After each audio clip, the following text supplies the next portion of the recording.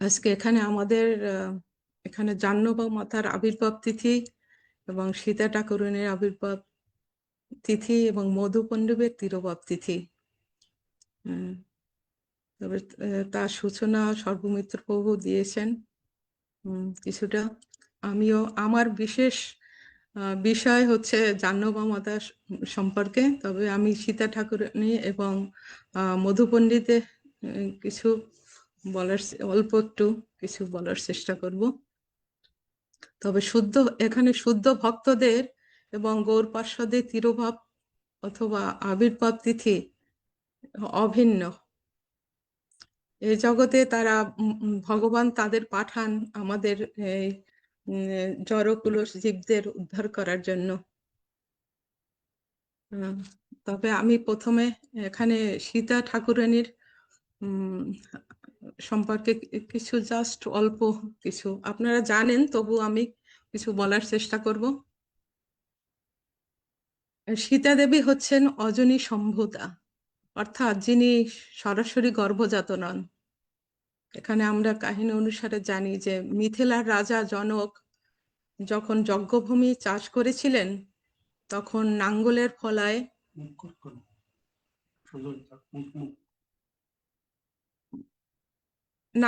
ফলায় মাটির নিচ থেকে এক শিশু কন্যাকে পান। ভূমি থেকে জন্ম হলে তাকে ধরিত্রী কন্যা এবং ভূদেবী বলা হয়, এবং জনরা যাকে পালিত কন্যা হিসাবে লালন পালন করেছিলেন, তাই তার অপর নাম হচ্ছে জানকী। তারপরে আমরা জানি যে মিথিলার রাজা জনক এই আয়োজিত শিবের ধনুর ভঙ্গ করে যে জয়ী হয়ে অযোধ্যা রাজা দশরথ এর পুত্র রামচন্দ্র সীতাকে বিবাহ করেন। তারপরে রামচন্দ্র 14 বছর জন্য বনবাসে গেলে সীতা তার সতীত্ব এবং প্রতিভক্তি প্রমাণ দিয়ে সংসারের সুখ বিসর্জন দিয়ে স্বামী রাম এবং দেব লক্ষণের সাথে বনবাসে যান। বনবাসকালে রাক্ষসরাজ রাবণ ছদ্মবেশে সীতাকে অপহরণ করে লঙ্কায় নিয়ে যান, এবং সেখানে তিনি রাবণ কর্তৃক সতীত্ব হরণের চেষ্টা ব্যর্থ করেন এবং প্রতিভক্তি অটুট রাখেন। পরে রামচন্দ্র রাবণকে পরাজিত এবং নিহত করে সীতাকে উদ্ধার করেন। এভাবে তিনি গঙ্গায় তারপরে লঙ্কায় দীর্ঘকাল থাকার কারণে সীতার সতীত্ব নিয়ে জনসমাজে প্রশ্ন ওঠে। তখন তিনি অগ্নি পরীক্ষার মাধ্যমে নিজেকে সতীত্ব প্রমাণ দেন। তারপর অযোধ্যার ফেরার পরেও সীতা সতীত্ব নিয়ে লোকনিন্দা শুরু হলে রাজা রামচন্দ্র সীতাকে বনবাসে পাঠান। তখন সীতা, ওই সময় মাতা সীতা ছিল গর্ভবতী। গর্ভবতী সীতা বাল্মীকি মুনির আশ্রমে আশ্রয় নেন এবং সেখানে লবকুশ নামক 2 যমজ সন্তানের জন্ম দেন, এবং সেখানে তাদের একাকী লালন পালন করলেন। তারপর জীবনের শেষ পর্যায়ে রামচন্দ্র পুনরায় সীতার সতীত্বের প্রমাণ চাইলে সীতা ঠাকুরানী পৃথিবী মাতাকে ডাকেন এবং নিজে পবিত্রতার প্রমাণ স্বরূপ তিনি ধরিত্র মাতাকে ডাকলেন, প্রার্থনা জানালেন যে মাতা তুমি আমাকে তোমার কোলে আশ্রয় দাও, এবং সে তখন ধরিত্রী মাতা তার কোলে আশ্রয় গ্রহণ করলেন। এই হচ্ছে আমাদের সীতা ঠাকুরের সংক্ষিপ্ত জাস্ট। এখন আছে আমি মধু পণ্ডিত সম্পর্কে বলবো কিছু। এখানে বৃন্দাবনের শ্রী গোপীনাথজি স্বয়ং প্রথমে বর্জনাভ এখানে শ্রীকৃষ্ণের প্রপুত্র, আমার মনে হয় মহারাজে প্রতিষ্ঠিত বৃন্দাবনের শ্রী গোপীনাথজি এই বিগ্রহ দর্শন করে তার এই বর্জনাভের মাতা উষা দেবী অর্থাৎ শ্রীকৃষ্ণের নাথ বউ বলেছেন যে এর বক্ষদেশ একেবারে ভগবান শ্রীকৃষ্ণের ন্যায়। বজ্রনাভ মহারাজ বংশীবাটে এই বিগ্রহ স্থাপিত করেন, কিন্তু কালের নিয়মে যমুনার বন্যায় সে মন্দির নষ্ট হয়ে যায় এবং নিশে চলে যায়। পরে এই গদাধর পণ্ডিতের শিষ্য পরমানন্দ ভট্টাচার্য মহাশয় গোপীনাথকে খুঁজে পান এবং তিনি তারপর সেবার জন্য সে মধু পণ্ডিত গোস্বামীকে দান করেন। আর এই আওরঙ্গজেবের সময়ে সবাই শঙ্কিত হয়ে ভয়ে গোপীনাথজিকে বৃন্দাবন থেকে সরিয়ে কাম্যবান হয়ে জয়পুরে নিয়ে যাওয়া হয়। মূল বিগ্রহ এখন জয়পুরেই আছে। আর এই বৃন্দাবনে 1819 খ্রিস্টাব্দে বর্তমানে নতুন মন্দির তৈরি হয়। সেখানে ভগবানের প্রতিভু বিগ্রহের সেবা হয়। এখানে মধু পণ্ডিত ছিলেন, আমরা জেনেছি যে গদাধর পণ্ডিতের শিষ্য। তার কৃপার মাধ্যমে এই জগতে গোপীনাথের বিগ্রহ প্রকাশিত হয়। মধু পণ্ডিত সবসময় রাধা গোবিন্দের মধুলীলা আস্বাদন করতেন। সে ছিলেন গদাধর পণ্ডিতের শিষ্য। তাই আমরা গদাধর পণ্ডিত হলেন রাধারানীর অবতার। তাই আমরা তার তো কৃষ্ণ প্রেম থাকবেই। একদিন তিনি কৃষ্ণের গুণ, এই রাধা গোপীনাথের গুণ রূপ লীলাদি শ্রবণ করে তাকে দর্শন করার জন্য বেকুল হলেন এবং তাকে দর্শন করার জন্য তিনি গৃহ ত্যাগ করে বৃন্দাবনের দিকে রওনা হলেন এবং তিনি এই কেশিঘাটে যে পরমানন্দ ভট্টাচার্যের সঙ্গে অবস্থান করতে লাগলেন। কিন্তু শ্রীকৃষ্ণের দর্শনে তার মনের লালসা এতই প্রবল ছিল যে বৃন্দাবনে সবসময় সে কৃষ্ণকে খুঁজতে লাগলেন। এইভাবে তিনি যমুনার তীরে বংশী বটের তটে সে বিনা আহারে শরীরে যত্ন না নিয়ে অশ্রুসিক্ত নয়নে তিনি ভগবানের দর্শনের জন্য অভিলাষ করতে লাগলেন। তখন ভক্ত বৎসল্য ভগবান শ্রীকৃষ্ণ আর থাকতে পারলেন না। তখন তার সামনে জ্যোতির আকারে আবির্ভূত হলেন। এখানে আমরা আমাদের প্রণাম মন্ত্র আছে যে শ্রীমান রাস রসারম্ভী বংশী বট তটস্থিত কর্ষণ বেনুর সনৈর গোপীর গোপীনাথ সিংহস্থুন। যিনি লীলারস প্রবর্তনকারী, যিনি বংশী বট তটে অবস্থান করেন, যিনি বাঁশির বাদ্যের মাধ্যমে গোপীদের আকর্ষণ করেন, সেই গোপীনাথ আমার পরম সম্পদ বিধান করুন। এখানে এইভাবে ত্রিবঙ্গ আকারে তারকে দর্শন দিলেন। তখন মধু পণ্ডিত বললেন, তুমি আমার কাছে এভাবেই থাকো, এভাবেই আমাকে দর্শন দাও। তখন গোপীনাথ বললেন, হ্যাঁ, আমি তোমার কাছে এভাবেই থাকবো, কিন্তু আমি সবার সম্মুখে বিগ্রহ রূপে থাকবো। এখানে ভগবান তার নিজের মন্দির নিজেই তৈরি করেন, হয়তো তিনি তার ভক্তদের দিয়ে সব করান। এই গোপীনাথের মূল বিগ্রহ আমরা জানি এখন জয়পুরে অবস্থান করছেন। এই গোপীনাথ মন্দিরের শ্রী রাধারানীকে গোপীনাথ দিকের ডান দিকে এবং জাহ্নবা মাতাকে আমরা বাম দিকে স্থাপন করা হয় এবং জাহ্নবা মাতা আজকের তার আবির্ভাব তিথি।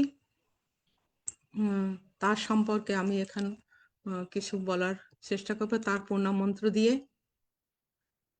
জাহ্নবাঈশ্বরী মাতা নিত্যানন্দ শক্তি, প্রণাম আমি সদা ভক্তা জাহ্নবী পরমেশ্বরী, যস্যা প্রসাদা শ্রীবাস নিত্যানন্দ পদং লভে, তমহং শিরসা বন্দে জাহ্নবং পরমেশ্বরী। নিত্যানন্দ প্রভুর শক্তি পরমেশ্বরী পরম শ্রদ্ধায় জাহ্নবী মাতাকে আমি সর্বদা ভক্তিভরে প্রণাম করি। তার যার কৃপায় শ্রী নিত্যানন্দ প্রভুর পদকমল লাভ করা যায়, সেই পরমেশ্বরী জাহ্নবা মাতাকে আমি মস্তক অপনত করে প্রণাম বন্দনা করি। এখানে জাহ্নবা দেবীর পিতা হলেন সূর্যদাস সরকেল এবং মাতার নাম ছিলেন ভদ্রাবতী। তারা নবদ্বীপের কিছু দূরে শালিগ্রামে বাস করতেন। দামোদর, জগন্নাথ, গৌরীদাস, কৃষ্ণদাস এবং নৃসিংহ চৈতন্য এই সূর্যদাসের সরকেলের 5 ভাই ছিলেন। তার পিতার নাম ছিল শ্রী কংসাহারী মিশ্র এবং মাতার নাম ছিল কমলা দেবী। এখানে সরকেল হলো যিনি রাজার টাকা পয়সা হিসাব করতেন, তিনি রাখতেন, তাই তাকে সরকেল উপাধি দেওয়া হয়। আর এই সূর্যদাস সরকেলের 2টি কন্যা ছিল। প্রথম কন্যাটি বসুধা এবং দ্বিতীয় কন্যাটি হলো শ্রী জাহ্নবা দেবী। এই জাহ্নবা দেবী বৈশাখ শুক্লা অষ্টমীতে তার আবির্ভাব হয়, যা আজকে তার আবির্ভাব তিথি। শ্রী গৌর গণদেশ দীপিকায় এতে বলা হয়েছে যে শ্রী নিত্যানন্দ প্রভু এই প্রিয়াদয় শ্রী জাহ্নবা, বসুধা দেবী এবং জাহ্নবা দেবী বারণী এবং রেবতী অংশে জন্ম, এবং সূর্যদাস পণ্ডিত সূর্যের ন্যায় কান্তি বিশিষ্ট রৈবত রাজ কুতুব মীর অংশে জন্ম। সূর্যদাসের এই কন্যাদ্বয় বিবাহযোগ্য হয়ে উঠলেন। একদিন রাতে তিনি চিন্তা করতে করতে ঘুমিয়ে গেলেন। তখন তিনি এক অদ্ভুত স্বপ্ন দেখে আনন্দে সাগরে ভাসতে লাগলেন। এবং পরদিন স্বপ্নে দেখলেন যে নিত্যানন্দ প্রভু হলেন সাক্ষাৎ বলরাম এবং 2 পাশে তার কন্যাদ্বয় বারুণী এবং রেবতী শোভা পাচ্ছে। তখন রাতে প্রাতকালে স্বপ্ন ভাঙার পর তার এক মিত্র ব্রাহ্মণকে এই কথা বললেন। তখন সূর্যদাস পণ্ডিত স্থির করলেন যে তাদের নিত্যানন্দ প্রভুর কাছে সম্পাদন করবেন। তখন তার মিত্রকে বললেন যে শিবা সঙ্গনে যাও। তখন তখন নিত্যানন্দ প্রভু শিবা সঙ্গনে সেখানে অবস্থান করছিলেন। তখন নিত্যানন্দ প্রভু পরম করুণাময় অন্তর্যামী এই সূর্যদাস পণ্ডিতের অভিপ্রায় পূর্ণ করার জন্য তার বিয়ের জন্য সম্পত্তি দিলেন। আর এই কথা শুনে শিবাস পণ্ডিত, অদ্বৈত আচার্য, সীতা ঠাকুরানী সবাই খুশি হলেন। আমরা বড়গাছি গ্রামের নিবাসী রাজা হরিহরের পুত্র কৃষ্ণদাস এই নিত্যানন্দ প্রভুর বিবাহের ব্যয় বহন করেছিলেন এবং তার গৃহে বসে এই কার্য সুসম্পন্ন হয়েছিল। শ্রীবাস, শ্রী অদ্বৈত আচার্য, শ্রী চন্দ্রশেখর, মুরারি গুপ্ত আরো অনেক গৌর ভক্ত সমবেত হয়ে সংকীর্তন মহাযোগে নিত্যানন্দ প্রভু সহ উপস্থিত হলেন এবং তখন নিত্যানন্দ প্রভু সহ তাদেরকে এই সূর্যদাস পণ্ডিত অভিনন্দন জানালেন এবং মাটিতে লুটিয়ে পড়ে তাদের দণ্ডবাদ প্রণাম জানালেন। তারপর সূর্যদাস পণ্ডিত শ্রী নিত্যানন্দ প্রভু শ্রী পাদপদ্ম যুগল পূজা করে শ্রী বসুধা এবং জাহ্নবা দেবীকে তার হাতে সমর্পণ করলেন। তারপর শালিগ্রামে বিবাহের পর তারা কয়েকদিন থাকার পর তিনি পত্নীদাস সহ বড়গাছিতে কৃষ্ণদাসের গৃহে গেলেন। তারপর তারা একত্রে নবদ্বীপে শশীমাতার গৃহে আসলেন এবং শশীমাতা তাকে চিবুক স্পর্শ করে আদর করলেন। শশীমাতা আজ্ঞায় তারা শান্তিপুরে অদ্বৈত ঠাকুরের আচার্যের গৃহে কয়েকদিন থাকার পর উদ্ধরণ দত্তের ঠাকুরের বিশেষ করে সপ্তগ্রামে সেখানে এলেন। তারপরে তারা খর্দাতে বসবাস করতে লাগলেন। এই সময় থেকেই নিত্যানন্দ প্রভু অনন্ত হরিনাম সংকীর্তনে ভক্তগণ সহ বেরিয়ে পড়লেন। ইতিমধ্যে বসুধা দেবীর ৮ পুত্র এবং এক কন্যা সন্তান জন্ম দেন। শ্রী গঙ্গা নাম আমরা জানি গঙ্গা মাতা, এবং ৮ পুত্রের মধ্যে ৭ পুত্র মারা গেলেন এবং এক পুত্র বীরচন্দ্র তার নাম, বা বীরভদ্র বেঁচে রইল। জাহ্নবী মাতা ছিলেন নিঃসন্তান। তিনি রামাইকে পোষ্যপুত্র রূপে গ্রহণ করেছিলেন। এই রামাই বংশীবদন ঠাকুরের পুত্র চৈতন্য দাসের স্ত্রীর গর্ভে জন্ম রূপে আসেন। তারপরে জাহ্নবী মাতা এই রামাইকে চেয়েছিলেন তার পুত্র রূপে, পরবর্তী তাকে দীক্ষা দেন। জাহ্নবা প্রিয় বন্দে রামাই গোসাই, যে আনিল গোরদেশে কানাই বলাই। বর্তমানে বাংনাপাড়ায় এই কানাই বলাই বিগ্রহ আজও পূজিত হচ্ছে। আর বীরচন্দ্রের ইচ্ছা ছিল অদ্বৈত আচার্যের কাছে দীক্ষা নেওয়ার। তখন দীক্ষা নেওয়ার জন্য সে শান্তিপুরের দিকে যাচ্ছিলেন। তখন জাহ্নবী মাতা তা জানতে পেয়ে রামাইকে ডেকে আনতে বললেন। তখন রামদাস তার দীক্ষার নাম পড়ে হয়েছিল রামদাস। রামদাস তখন ডাকলেন কিন্তু শুনতে পেলেন না, কারণ তিনি ছিলেন রাম সংকীর্তনে মগ্ন। তাই রামাই তার একটি বাঁশি ছিল তার সাথে, তা বাঁশিটি ছুঁড়ে নৌকায় মারলেন। তখন নৌকাটি দুভাগ হয়ে গেল। তারপরে বীরচন্দ্র ফিরে এসে সে কাছে এসে যে তখন জাহ্নবী মাতাকে দেখলেন তিনি নাম জপ করছিলেন। তখন যুবক পুত্রকে দেখে মাতা ঘুমটা দিবেন, কিন্তু তার নাম জপে রত, কিন্তু আরো 2 হাত সে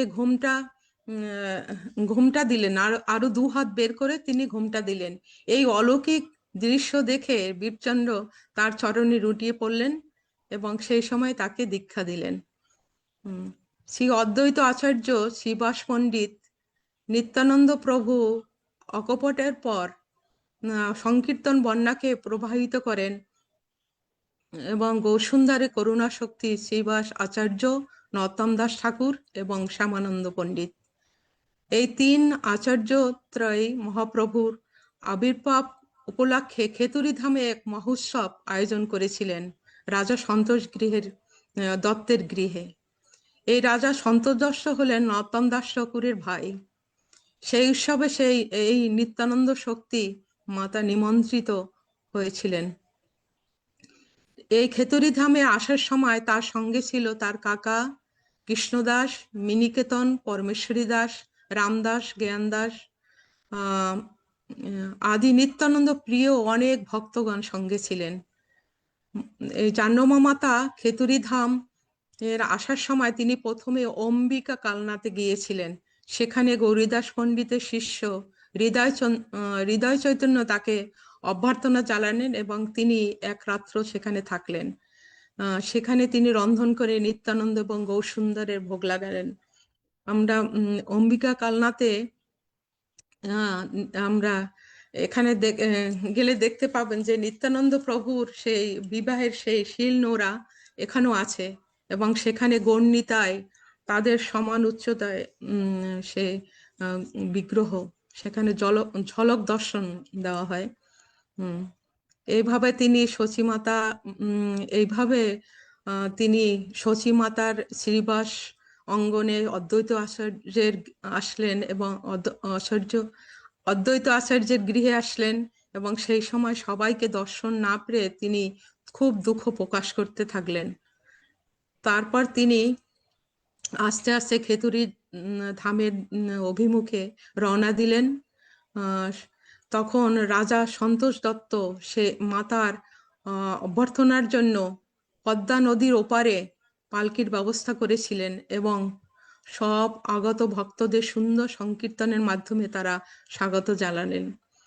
পরের দিন ছিল মহাপ্রভুর আবির্ভাব তিথি। শ্রীখণ্ডে রঘুনন্দন ঠাকুর মঙ্গল আরতির কীর্তন শুরু করেছিলেন। সবার মধ্যে নিত্যানন্দ শক্তি জাহ্নবী মাতাকে এত সুন্দর দেখাচ্ছিল, তাকে দর্শন করে অনেক বৈষ্ণব সকল মহাপাষণ্ডীগণও সে পরম আনন্দ লাভ করলেন প্রথম দিন। তারপর দ্বিতীয় দিন ছিল শ্রীবাস আচার্য স্বয়ং 6 বিগ্রহের অভিষেক। এই 6 বিগ্রহ হলেন শ্রী গৌরাঙ্গ, শ্রী বল্লভীকান্ত, শ্রীকৃষ্ণ, শ্রী ব্রজমোহন, শ্রী রাধারমন এবং শ্রী রাধাকান্ত। শ্রী নর্তম দাস ঠাকুর এবং জাহ্নবী মাতার আদেশেই এই কীর্তন আরম্ভ হলো। এই অধিবাসের পূর্বে ফাগু অর্থাৎ রং খেলার একটা আয়োজন করা হয়েছিল। প্রথমে মাতা সেই গৌরাঙ্গ নিত্যানন্দ প্রভুকে রং দিয়ে সাজালেন, তারপর ভক্তরা তারপরে রং খেলা শুরু করলেন। তারপর অধিবাস কীর্তন শুরু হলো।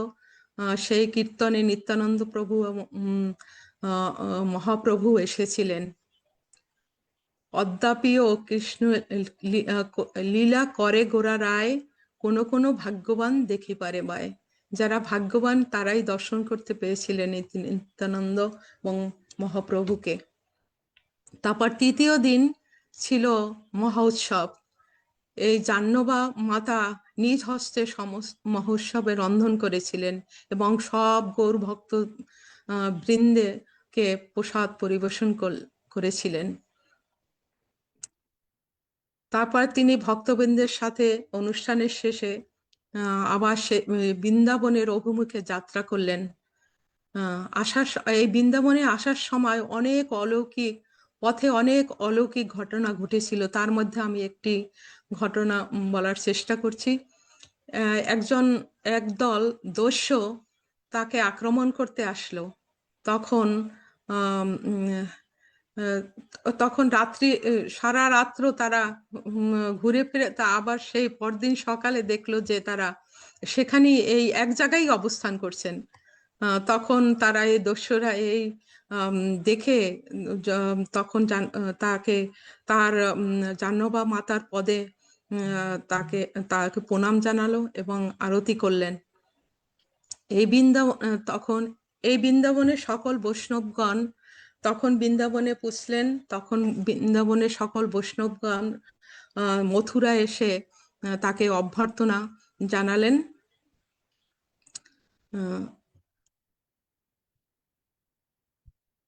তারপরে সেই পরমেশ্বরী দাস স্বয় গোস্বামীর সঙ্গে পরিচয় করে দিলেন। জাহ্নবী মাতা রাধাকুণ্ডের বসবাসের ব্যবস্থা করে দিলেন। একদিন রাধাকুণ্ডে থাকার অবস্থায় জাহ্নবী মাতা বাঁশির ধ্বনি শুনতে পেলেন এবং তার পাশে রাধারানী অষ্টসখী সখীদের দেখলেন। দৃশ্য দেখে সে মূর্ছিত হয়ে গেছিলেন। বৃন্দাবনে গৌরীয় বৈষ্ণবের সেবিত বিগ্রহ যে রাধা গোবিন্দ, গোপীনাথ, মদনমোহন, এই সব মন্দিরের শ্রীকৃষ্ণ বিগ্রহের বামে শ্রীমতী রাধা বিগ্রহ প্রতিষ্ঠিত সম্পর্কে তিনিই প্রথম উদ্যোগ নেন এবং এই ঈশ্বরী জাহ্নবী মাতা প্রচেষ্টায় শ্রীকৃষ্ণের বিগ্রহের পাশে রাধারানী বিগ্রহ অধিষ্ঠিত হয় এবং বর্তমানে আজও তারা সেবিত হচ্ছে। তিনি কয়েকবারই এই ব্রজমণ্ডল ভ্রমণ করেন। এবার তিনি বৃন্দাবনে এসে গোপীনাথের আরতি করেন এবং আরতি অন্তে গোপীনাথ মা জাহ্নবীর বস্ত্র অঞ্চল আকর্ষণ করে আত্মসাৎ করেন, অর্থাৎ তার দেহে বিলীন হয়ে যান।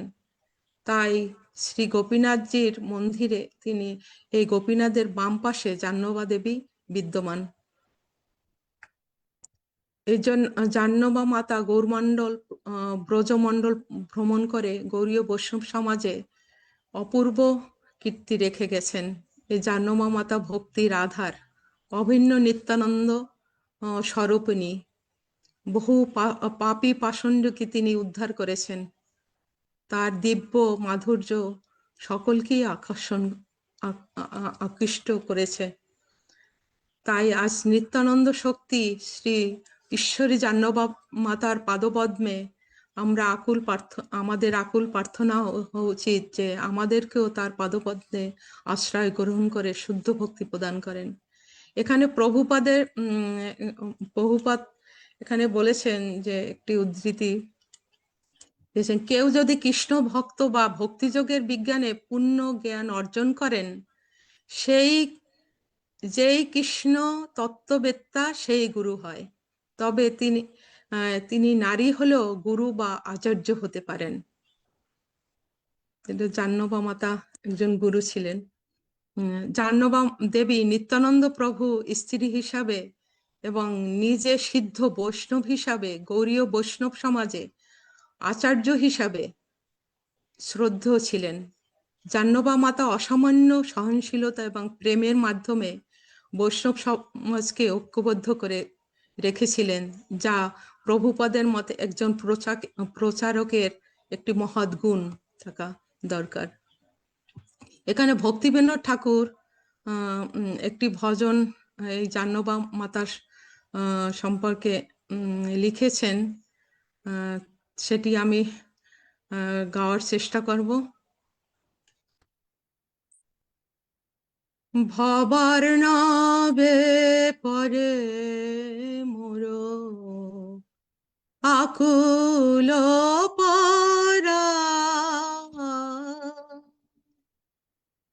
কিসে কুল পাব তার না পাই সন্ধান,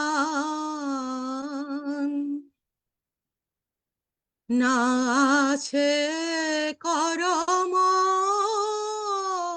বল, নাহি জ্ঞান বল, জাগ যোগ তপ ধর্ম, না আছে সম্বল,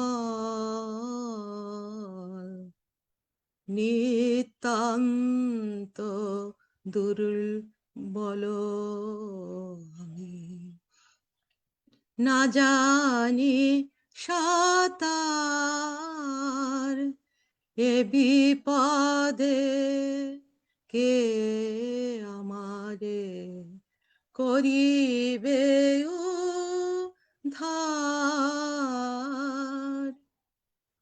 বিষয় কুম্ভীর তাহে ভীষণ দর্শন,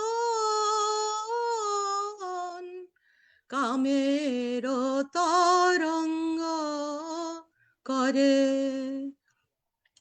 সদা উত্তেজন, প্রাক্তন বায়ুর বেগ সহিতে না পারি, কাঁদিয়া অস্থির মন, না দেখি কান্ডারি,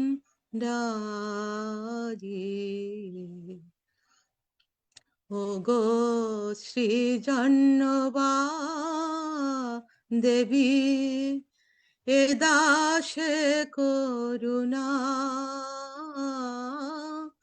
করো আজি নিজ গুণে ঘুচাও যন্ত্রণা, তোমার চরণ তরি করিয়া আশ্রয়, ভবার নাব পার হব করেছে নিশ্চয়, তুমি নিত্যানন্দ ও শক্তি কৃষ্ণ ভক্তি গুরু, এ দাসে কর দান পদ কল্পতরু কত কত পামরে রে করেছ উদ্ধার তোমার চরণে আজ এ কঙ্গাল ছাড়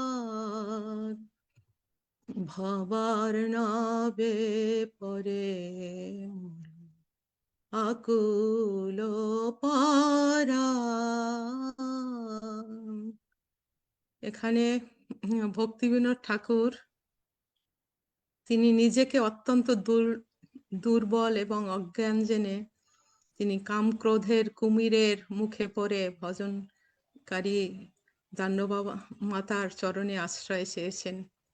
তিনি বিশ্বাস করেন যে জাহ্নবী দেবী একমাত্র তরণী, তাকে এই সংসার পার করে শ্রীকৃষ্ণের চরণে আশ্রয় দিতে পারেন। হরি বল, হরে কৃষ্ণ। প্রভু আমার ভুল ত্রুটি ক্ষমা করবেন, আমার বলার যোগ্যতা নেই, খুব জড়তা এসে যায়, আমাকে ক্ষমা করবেন।